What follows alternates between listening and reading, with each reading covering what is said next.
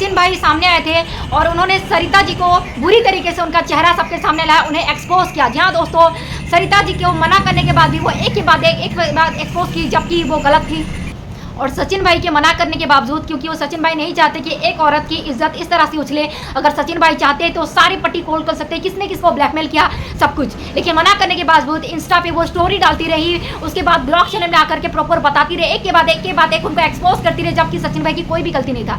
उसके बाद पानी इस सर से ऊपर हो गया, सचिन भाई को सामने आना पड़ा और सरिता जी को एक्सपोज करना पड़ा, क्योंकि अगर वो ऐसा नहीं करते तो सचिन भाई को लोग गलत मानते। तो जब बात इशू गणगौर और सरिता जी की है, तो कहाँ सचिन भाई इस तरह से बुरी तरीके से फंस रहे थे। सरिता जी ने सचिन जी के साथ ऐसा क्या किया, या सचिन ने सरिता जी के ऐसा क्या कर दिया कि सरिता जी इस तरह से गुस्सा हो रही है, इस तरह से एक्सपोज कर रही हैं, कितने उसको घसीट रही हैं। इस वजह से पानी सबसे ऊपर होने के बाद सचिन को सामने आना पड़ा और सरिता जी के चेहरे को सबके सामने आना पड़ा और एक्सपोज करना पड़ा।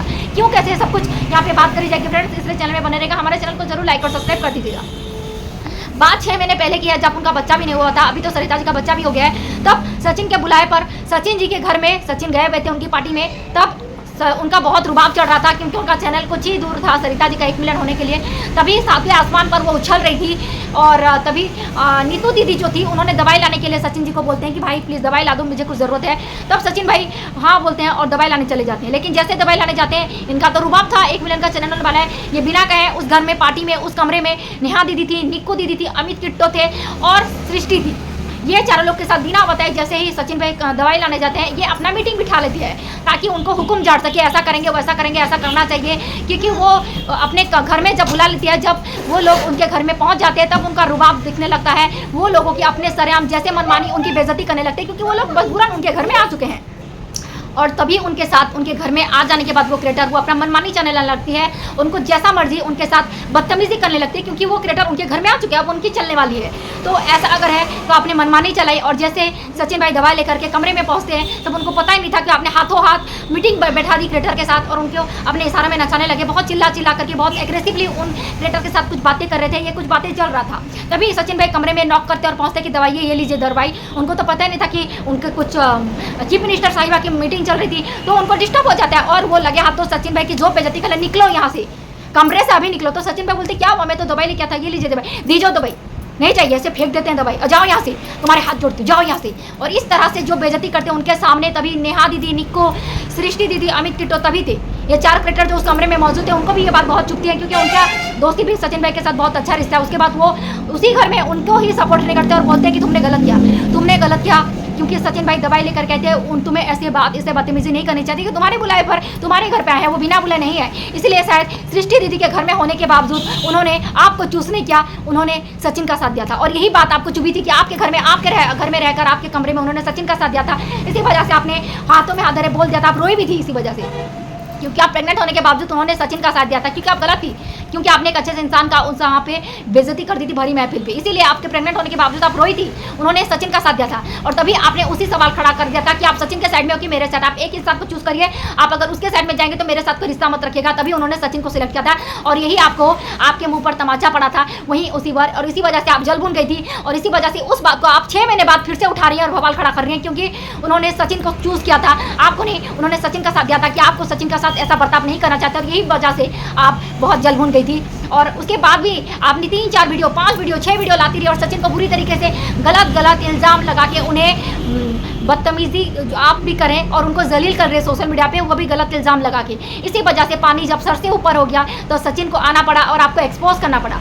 आपको क्या लगता है, हम लोग समझे भी नहीं, हम लोग भी ऑडियंस है, रिएक्शन चैनल बनाते हैं, लेकिन हम लोग भी ऑडियंस है, ऑडियंस को भी सब दिखाई देता है, दूध का दूध और पानी का पानी कौन क्या है बोल के। जो रुबाब आपके सर पे चढ़ा हुआ है ना 1 मिलियन का चैनल होने की वजह से, जो कहते हैं ना अर्थ का इंसान फर्श आने में देर नहीं लगता, जब अगर रुबाब और गर्व ज़्यादा चढ़ने लगे तो। इसलिए समय है आप ज़मीन में ही रहिए, क्योंकि ज़मीन में जुड़े इंसान को कभी तकलीफ नहीं होती। सचिन भाई जो ज़मीन से जुड़े हुए इंसान हैं, उन्हें कोई घमंड या गुरूर नहीं है जितना घमंड और गुरूर आप पर है। और उसके बाद आप सचिन भाई पर ये सब कुछ करने के बावजूद आप इशू को ब्लैकमेल कर रही थी कि हमें वो सब कुछ रिकॉर्डिंग और वो सब कुछ कर दो, हम केस अपना वापस कर देंगे। क्योंकि बात दरअसल ये है कि सरिता जी की बहन और गणगौर जी के इशू गणगौर जो उनका भाई के साथ उनका कुछ मुद्दा था, या मैं यही कहूँगी क्योंकि वो लोग ने इस बात को अभी तक नहीं लिया, तो मैं नहीं लूँगी इसी वजह से।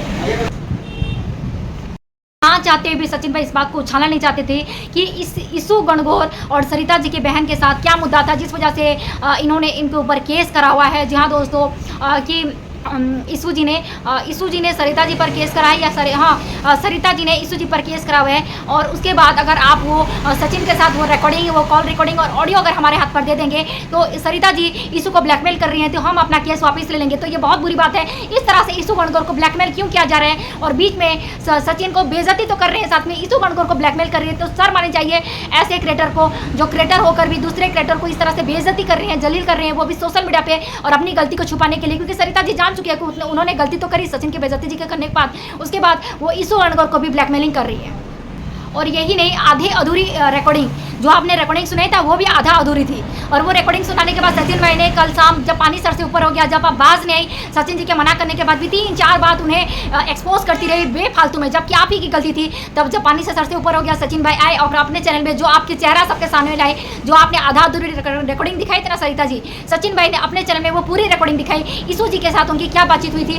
जहाँ पर वो बोल रहे हैं कि हाँ, ईशू जो बोल रही थी, ईशू गणगौर बोल रही हैं कि जी हाँ, भरे महफिल में 3-4 लोग के सामने कमरे में आपने किस तरह से बुरे बर्ताव करते हुए सचिन जी को कमरे से बाहर जाने के लिए कहा था और कैसे बदतमीजी करी थी, उनके साथ जलील किया था, खुद ही उनके बुलाया था आपने सचिन जी को और उनके भरी महफिल में उनकी बेइज्जती करी थी। और उसके बाद भी सचिन जी इस बात को भूल जाते हैं और सोशल मीडिया पर आपकी इतनी बड़ी बेइज्जती को सोशल मीडिया पर डालते नहीं है। जो कहते हैं ना, अच्छे इंसान का फायदा आप उठाते हो और उसके अच्छाई का फायदा उठा करके आप उसको ये करते हो। अगर कोई दूसरा इंसान होता ना, उसी समय आपको पार्टी से आते वक्त आपको एक्सपोज कर देता। लेकिन आज के 6 महीने हो गया सचिन भाई इस बात को दबाए हुए थे, लेकिन आपने खुद ही उस बात को उछाला। और उसके बाद बीच में सचिन भाई यहाँ पर भारी गलती करते, इतना बेइज्जती होने के बाद वो फिर से आपके घर जाते हैं और आप फिर से उनकी बेइज्जती करती हैं। उनकी नहीं, सृष्टि दीदी की आप बेइज्जती करते। पहले तो आपने सचिन दीदी की बेइज्जती करी थी, उसके बाद जब आपने सचिन की बेइज्जती तो करी दी थी, उसके बाद अब बाज नहीं कि सरिता दीदी की भी बेइज्जती करते, वो भी अपने घर में बुलाकर। जहाँ दोस्तों इनकी बहुत अच्छी आदत है, मेहमान को फ़ोन करके बुलाते हैं और जब उनके घर में वो आ जाते हैं तब वो अपनी मनमानी करने लगते हैं। जैसे वो उनकी मर्जी उस क्रिएटर के साथ वैसे ही बर्ताव करने लगते हैं, बेइज्जती करने लगते हैं अपने घर में बुलाकर, क्योंकि उनका घर है। वो जैसे चाहे क्रिएटर के साथ बदतमीजी करे। सचिन भाई की तो बेइज्जती करी दी थी, उसके बाद कुछ महीने बाद इन्होंने सृष्टि दीदी की भी बहुत बुरी तरीके से बेइज्जती कमरे में। उसके बाद कमरे से बाहर आकर सृष्टि दीदी रोते हुए बाहर आई थी और इस मंजर को सचिन भाई ने देख लिया था। वो समझ गए थे कि जिस तरह से मेरी बेइज्जती सरिता दीदी ने की है, उसी तरह से जरूर कुछ ना कुछ भत्ता सुनाया होगा, बेइज्जती करी होगी सृष्टि दीदी की। सृष्टि दीदी कमरे से रोते हुए बाहर आई थी। ऐसा कभी भी नहीं, क्रिएटर दूसरे के भी इवेंट में जाते हैं, घर में जाते हैं, लेकिन ऐसा कभी भी नहीं हुआ किसी ने क्रिएटर ने इतनी बदतमीजी करी होगी किसी घर में जाकर के वो रोते हुए आया हो। वो सभी क्रिएटर बहुत अच्छे से उनके फैमिली की तरह ट्रीट करते हैं, अच्छे से सब कुछ मैनेज करके उनको अच्छे से उनको सी ऑफ करते हैं जब उनका कुछ इवेंट होता है, बर्थडे होता है, एनिवर्सरी होता है। तो वैसे तो नेहा दीदी के घर में भी बहुत अच्छे क्रिएटर सारे जाते हैं, उनकी बेटी के बर्थडे होते हैं, एनिवर्सरी होता है, सब कुछ। ऐसा कभी सुनने को नहीं मिला कि नेहा दीदी ने कभी किसी की बेइज्जती करी हो। लेकिन ऐसा पहली बार हुआ है कि एक क्रिएटर नहीं, अगर 2-3 क्रिएटर 4 क्रिएटर सभी एक ही बात करें तो मानना ही पड़ेगा कि सरिता दीदी गलत है बोल के। अगर सचिन गलत हो सकते हैं, लेकिन नेहा कैसे गलत हो सकते हैं, निक्कू कैसे गलत हो सकते हैं, अमित किट्टो कैसे गलत हो सकते हैं, सृष्टि आयुष कैसे गलत बोल सकती है। इसका मतलब यह है कि 4-5 क्रिएटर एक सरिता दीदी पर भारी पड़ते हैं, क्योंकि 4 क्रिएटर की बात एक ही बात बराबर होती है। एक क्रिएटर गलत हो सकता है, लेकिन वो 3-4 क्रिएटर जो उस वक्त मौके पर मौजूद थे जब सरिता दीदी बुरी तरीके से सचिन भाई की बेइज्जती कर रही थी, उसी वक्त कमरे में मौजूद थे नेहा दीदी, निक्कू दीदी और अमित किट्टो और सृष्टि दीदी, जिनके सामने आपने ये वारदात को अंजाम दिया है। सचिन भाई को बेइज्जती करी थी, उन्होंने भी आप ही को गलत ठहरा था, आप ही के घर में, कि तुमको इस तरह से बुरी तरीके से उसकी बेइज्जती नहीं करनी चाहिए, क्योंकि तुम्हारे बुला पर सचिन भाई इस घर में आए थे और उसी वक्त आप रो दी थी, क्योंकि उन्होंने आपका साथ नहीं दिया, सचिन भाई का साथ दिया था। आपको ये बर्दाश्त नहीं हुआ कि आप ही के घर में उन्होंने सचिन भाई को सही ठहराया था। तब आप जल बुन गई थी कि मेरे घर में कई लोग मुझे कैसे सुना सकते हैं। आपने उनके ऊपर एक शर्त रखी कि आप सचिन के साथ हो या मेरे साथ हो, आप सचिन के साथ अगर रिश्ता रखना चाहते तो मेरे साथ मेरे घर में मत आना। उसके बाद उन्होंने आप ही के सामने, आप ही के घर में सचिन भाई को चुना था और इसी बात से आप जल भून करके ये रह गई थी कि मेरे घर में उन्होंने मुझे कैसे जवाब दिया, मुझे कैसे गलत ठहराया।